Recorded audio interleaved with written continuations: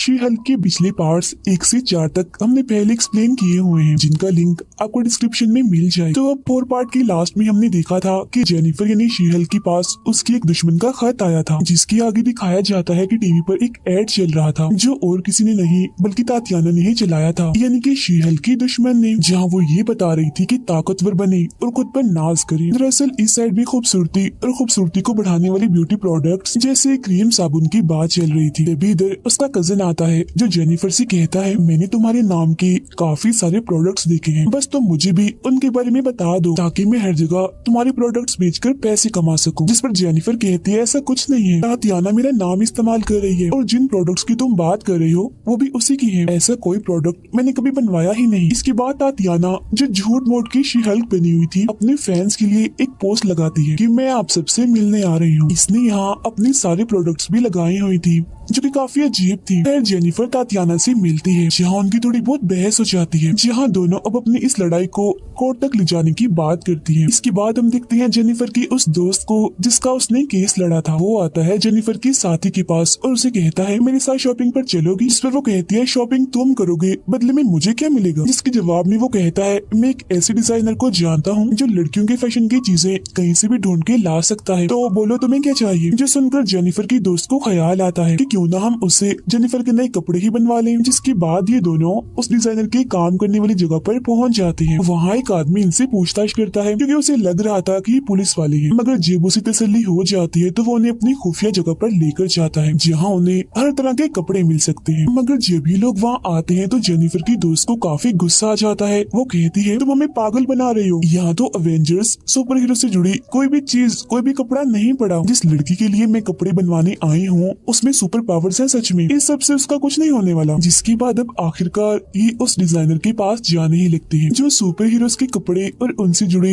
हर चीज बनाया करता था। जब ये लोग लिफ्ट के जरिए उसके पास जा रही थी तो वो इनसे पूछता है, तुम यहाँ किसके लिए कपड़े बनवाने आई हो? जिस पर जेनिफर की दोस्त कहती है, शी हल्क के लिए, जो हल्क की बहन है। जिस पर वो कहता है, ओके ठीक है, 15 मिनट इंतजार करो फिर अंदर आ जाना। जो सुनकर दोनों खुशी में नाचने लगते हैं। इसके बाद जेनिफर और तातियाना का केस अदालत में पहुंच जाता है, जहां वो दोनों और सारे वकील भी आए हुए थे, जहां ये फैसला किया जाता है कि अगली सुनवाई थर्सडे को होगी। अब जेनिफर यानी शी हल्क अपना सूट लेने डिजाइनर के पास पहुंच जाती है। डिजाइनर पूछता है, आपको कैसा सूट चाहिए? जेनिफर कहती है, ऐसा कुछ बना दो जो मैं ऑफिस में पहन लूं। जो सुन डिजाइनर को गुस्सा आ जाता है। वो कहता है, मेरे सूट पहनकर सुपर हीरोज लड़ाई करते हैं और तुम वही सूट पहनकर ऑफिस जाओगी? वो कमाल करती हो, तुम ऐसा करो यहाँ से चले ही जाओ। जो सुन जेनिफर की दोस्त कहती है, अरे अरे बात सुनो, ये शी हल्क है, हल्क की बहन, उसके लिए तो तुमने कुछ बनाया नहीं, तो इसके लिए ही बना दो और खूब नाम कमाओ। तब आखिरकार वो उसका साइज लेकर उसके लिए सूट बनाने के लिए तैयार हो जाता है। फिर जब भी दोनों बाहर बैठकर खाना खा रही थी तो जेनिफर को याद आता है कि अगर हमें शी हल्क वाला केस जीतना है तो हमारे पास ज्यादा गवाह होने चाहिए, और ज्यादा गवाह हमें उस वेबसाइट से मिल सकते हैं जहाँ से मैंने अपने लिए लड़का ढूंढा था और उनसे मैं मिलने गई थी। और अब जब सुनवाई का दिन आता है तो वो 4 लोग भी आ जाते हैं जो जेनिफर से नहीं बल्कि शी हल्क से मिले थे शादी के लिए। हर कोई एक एक करके अपनी गवाही देता है। जिसके बाद ये बात सामने आती है कि शी हल्क का नाम तातियाना से पहले जेनिफर को ही मिल चुका था, जहाँ उसने इस नाम को अपना कर अपनी एक अलग पहचान बना ली थी। जिसके बाद ये केस जेनिफर के हक में जाता है और वो जीत जाती है। और वो केस जीत तो गई थी,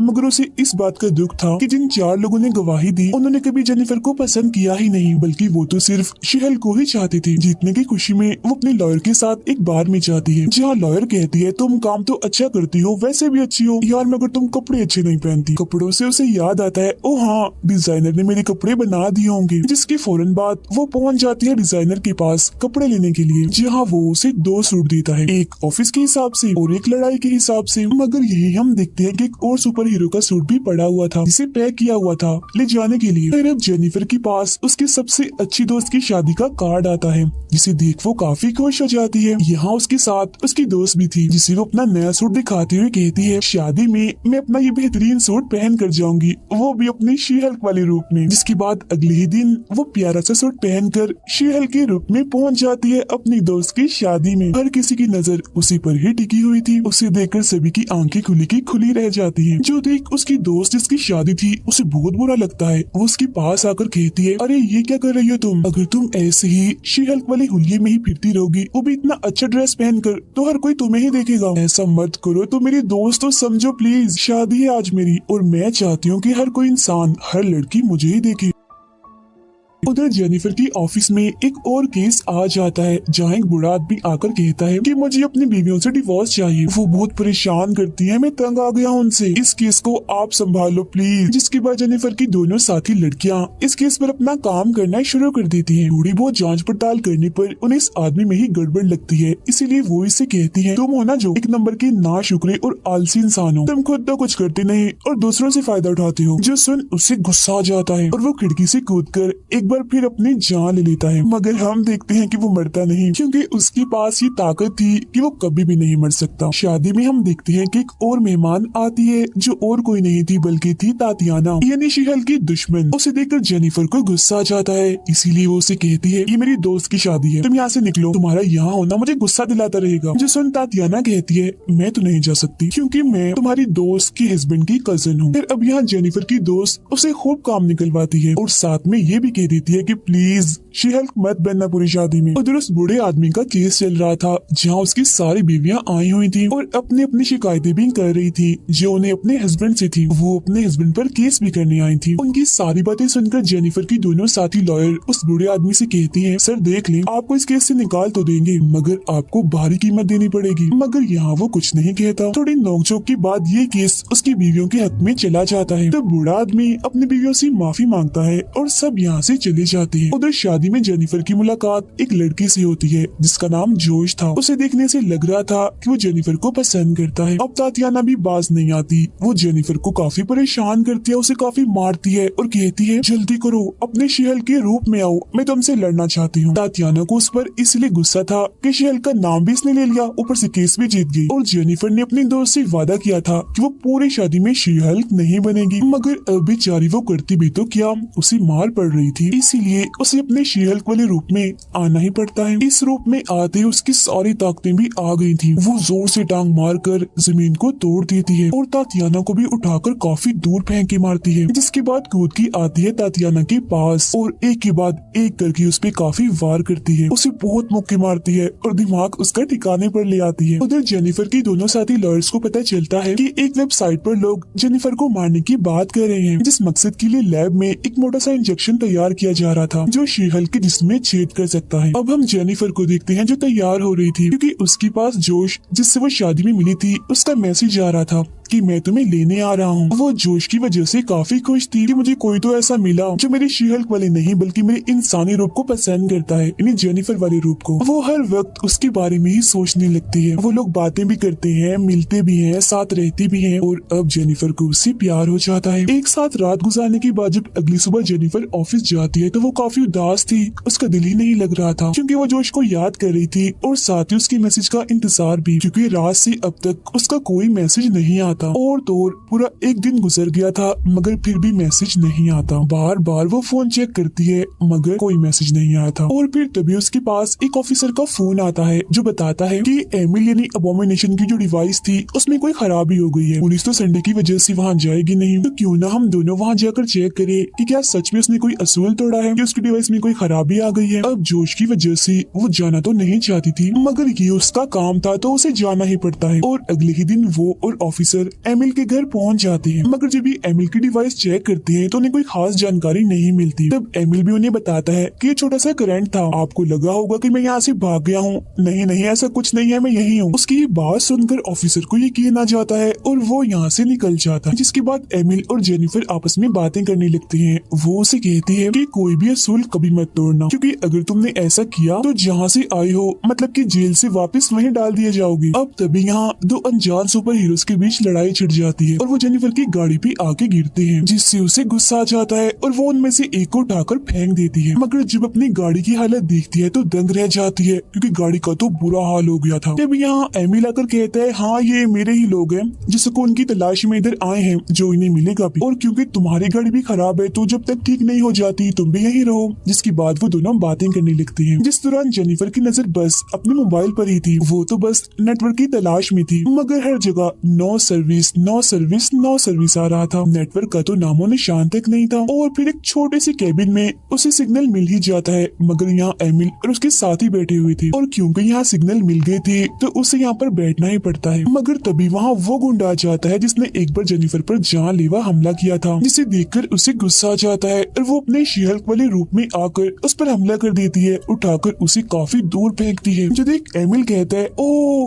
रुक जाओ, शांत हो जाओ। इस जगह पर कोई भी अपनी सुपर पावर्स का इस्तेमाल नहीं करता, कोई भी नहीं लड़ता। हम सुकून की शांति की तलाश में यहाँ बैठे हुए हैं, तो यहाँ लड़ो मत, सुकून से बैठो। जिसके बाद वो लोग यहाँ अपनी अपनी बातें करने लगते हैं, मतलब कि जो गुस्सा नाराजगी उनके दिल में होती है सब बताते हैं। और फिर बारी आती है शी-हल्क की, जहाँ दो लोग उससे पूछते हैं तुम इतनी परेशान क्यों लग रही हो और बार बार अपना मोबाइल क्यों देख रही हो। तब यहाँ जेनिफर अपने दिल की बात बताती है कि काफी टाइम से जब मैं अपने शी-हल्क वाले रूप में आया करती थी तो हर कोई मेरे पास आकर मुझसे बात किया करता था, सबके लिए मैं एक जरूरी इंसान बन गई थी। लेकिन फिर जैसे ही मैं जेनिफर के रूप में आती हूँ तो कोई मुझे पसंद ही नहीं करता। मगर जोश एक अकेला ऐसा लड़का था जिसने मुझे मेरे इंसानी जेनिफर वाले रूप में भी पसंद किया। हमने खूब बातें की, हम घूमने गए, रातें गुजारी, बहुत अच्छा लगा। मगर अब 2 दिन हो गए हैं, मैं उसे मैसेजेस पे मैसेजेस किए जा रही हूँ मगर वो जवाब दे ही नहीं रहा। जो सुन सब लोग उस पर हंसने लगते हैं, कहते हैं अरे तुम्हें थोड़ा सख्त बनना चाहिए, इतनी जल्दी खुद को पिघलने नहीं देना चाहिए। अगर उसका जवाब नहीं आ रहा तो तुम भी उसे मैसेज मत करो, बल्कि हमारी मानो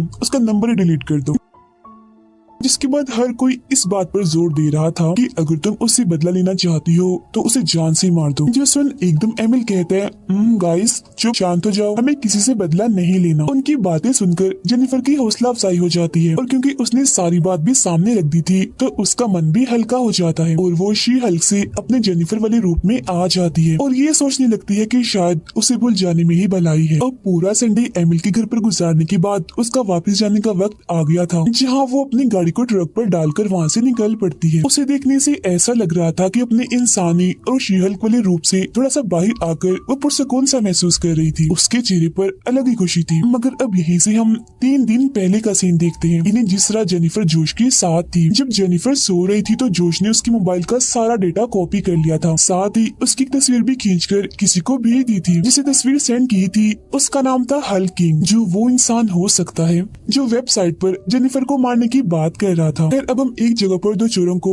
चोरी करता हुआ देखते हैं, मगर फिर तभी इधर एक फनी सुपर हीरो जिसकी हरकतें थोड़ी बहुत बच्चों जैसी थी वो आता है, जिसका नाम ली फ्रॉग था। वो उन चोरों से काफी लड़ता तो है मगर बेचारा मार ही खाता है, लेकिन फिर भी वो रुकता नहीं और अपने तेज टेम्परेचर जो आग पैदा करते थे उन जूतों का इस्तेमाल करने लगता है, मगर खुद ही गिर जाता है। और फिर तभी उसके जूतों में आग जलने लगती है, जिससे उसे वैसे तो चोट लगती ही है, साथ ही जूते जलने की वजह से उसके पैसों का नुकसान भी हो जाता है। इसीलिए वो सीधा पहुंच जाता है लॉयर जेनिफर के पास, मतलब कि शी-हल्क के पास, और कहता है कि मुझे इंसाफ चाहिए, साथ ही जो मेरा नुकसान हुआ है उसकी भरपाई भी। जो सुन जेनिफर कहती है हाँ केस तो करना पड़ेगा, मगर जूते बनाने वाले पर क्यों, उसने तुम्हें खराब जूते दिए, तो क्या मैं उसका नाम जान सकती हूँ। और जैसे वो नाम बताता है शी-हल्क काफी हैरान रह जाती है, क्योंकि ये वही डिजाइनर था जिसने इसके कपड़े भी डिजाइन किए थे। और वो बेचारी यहाँ फंस गई थी, इसीलिए अपने सीनियर ऑफिसर के पास जाती है और पूछती है सर प्लीज मुझे थोड़ी फेवर दीजिए, या मैं ये केस ना लड़ूं या फिर आप इस केस को किसी और वकील को दे दो, क्योंकि वो डिजाइनर तो मेरे कपड़े भी बनाता है। अगर मैं ही उसके खिलाफ केस लड़ूंगी तो ये तो मेरा भी नुकसान है। जो सन ऑफिसरों से सीधे ये सलाह देती है कि हो सके तो इस केस को तुम बाहर ही निपटा लो, कोर्ट तक लेकर ही ना हो। जिसके बाद वो फौरन उस डिजाइनर के पास पहुंच जाती है और उसे कहती है कि एक सुपर हीरो ने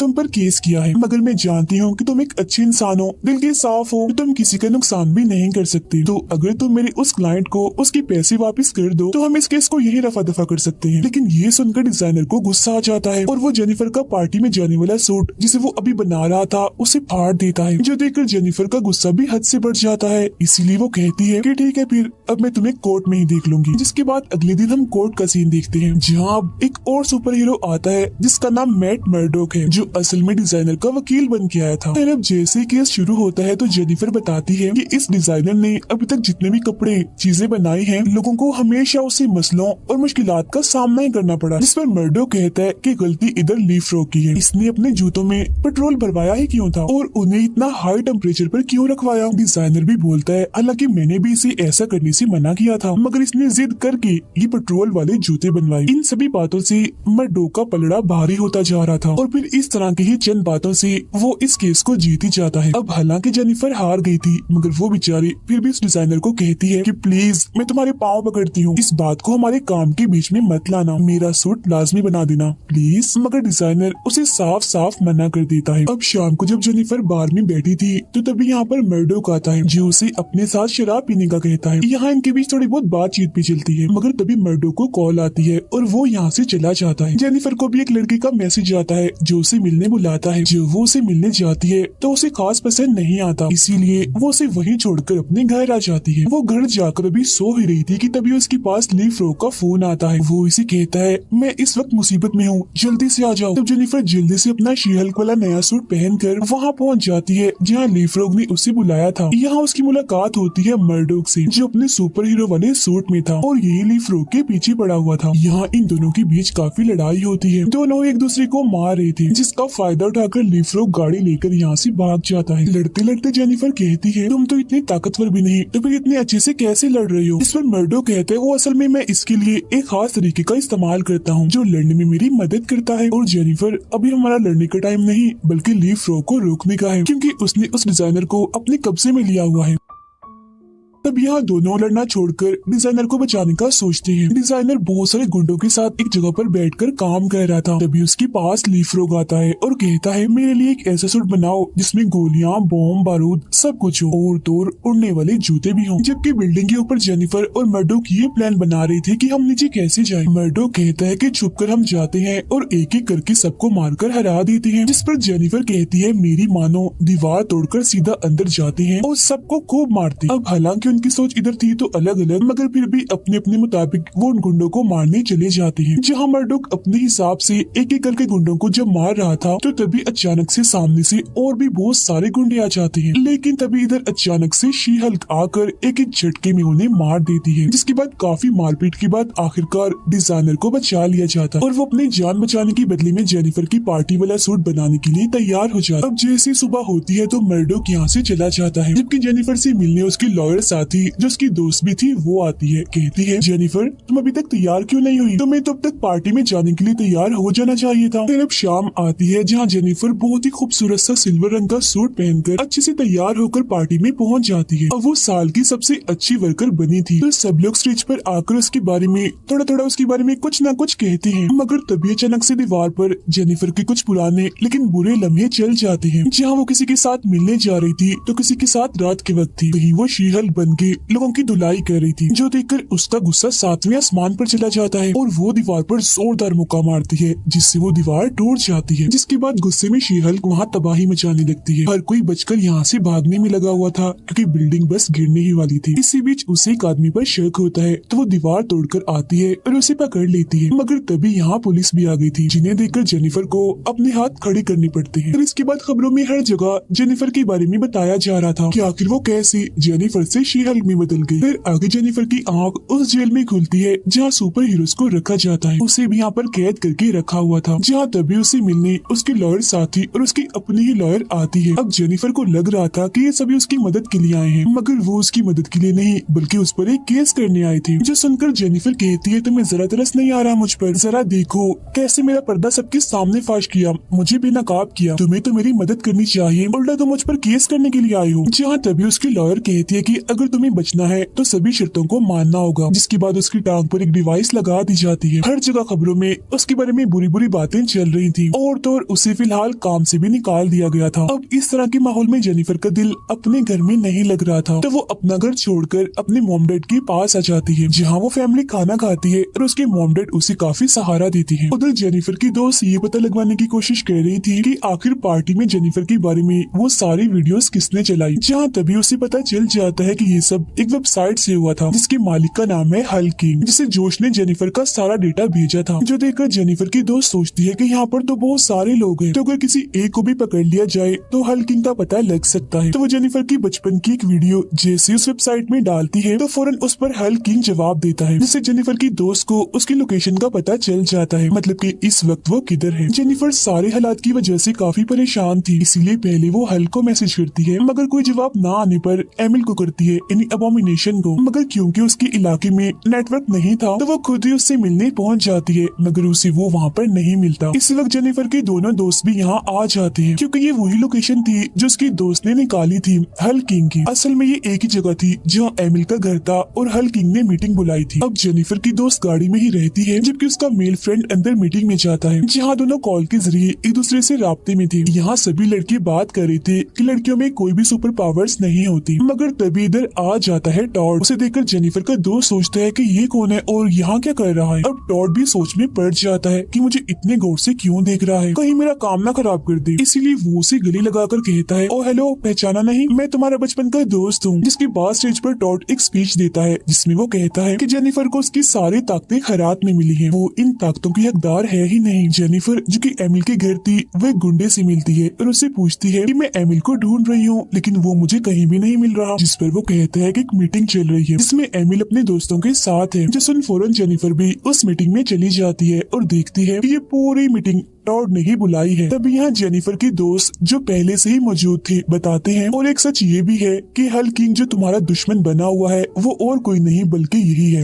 यानी टॉड। अब उसका पर्दा भी फाश हो गया था, इसलिए टॉड यानी हल्क किंग जेनिफर को कहता है कि तुम्हें तुम्हारी ताकतें खैरात में मिली है, मगर मैंने इन्हें खुद अपनी मेहनत से पाया है। इसके बाद वो एक इंजेक्शन खुद को लगाता है जो उसके साइंटिस्ट ने कड़ी मेहनत के बाद बनाया था। इंजेक्शन लगते ही वो भी हल्क में बदलने लगता है और आ जाता है अपने हल्क किंग वाले रूप में। अब सारे सूरत हाल कंट्रोल से बाहर थी ही कि तभी इधर तातियाना भी पहुंच जाती है। हर तरफ अफरा तफरी, गुस्से का माहौल था, मगर तभी यहाँ आ जाता है हमारा सुपर हीरो हल्क यानी ब्रूस बैनर। उसके और हल्क किंग के दरमियान लड़ाई होने ही वाली थी कि तभी जेनिफर बोलती है, रुक जाओ, ये क्या है, तंग आ गई हूँ मैं। कहानी में क्या इस तरह की ही लड़ाई बार बार दिखाई जाएगी? जिसके बाद वो सीधा पहुंच जाती है मार्वल की दुनिया में, जहाँ सब लोग बैठे इस बारे में मीटिंग कर रहे थे कि शी हल्क में और कौन कौन सी तब्दीलियां करें और किसे लाएं और किसे हटाएं। मगर तभी इधर आ जाती है शी हल्क और कहती है, ये कहानी किसने लिखी, मुझे जरा भी पसंद नहीं आई। हर बार एक ही जैसी लड़ाई, एक ही जैसी एंडिंग। जिस पर टीम कहती है, अगर तुम्हें कोई तब्दीली करवानी है, रुकवानी है, तो उसके पास चली जाओ जिसने ये कहानी लिखी है, जो एक मशीन है। तब जैसे शी हल्क वहाँ से जाने लगती है तो कुछ गार्ड आकर उसे रोकने की कोशिश करते हैं, तब वो उन्हें काफी मारपीट करके आगे बढ़ जाती है। वो एक काफी बड़े हॉल में जाती है जहाँ सभी मार्वल की मूवीज चल रही थी, और फिर तभी वो मशीन नीचे आती है जिसने ये मूवी बनाई। वो बताती है कि सभी मार्वल्स की मूवीज मैंने ही बनाई है और शी हल्क भी। जिस पर जेनिफर बोलती है, मगर शी हल्क में मुझे कुछ तब्दीलियां करनी है। सबसे पहले तो टॉड को वो इंजेक्शन लगाने से रोक दो, ब्रूस जो यहाँ आ गया है उसे वापस भेज दो, और एमिल यानी अबोमिनेशन को दोबारा से पुलिस के हवाले कर दो, और अगर रात का सीन है तो इसे दिन का बना दो। और हाँ, एक काम और कीजिएगा, ऐसा करो कि मर्डो को भी वापस डाल दो। सारी तब्दीलियां मैंने बता दी है, तो अब के मैं यहाँ से जा सकती हूँ? तो मशीन कहती है, अच्छा अच्छा, हो जाएंगी तब्दीलियां, मगर अब इसी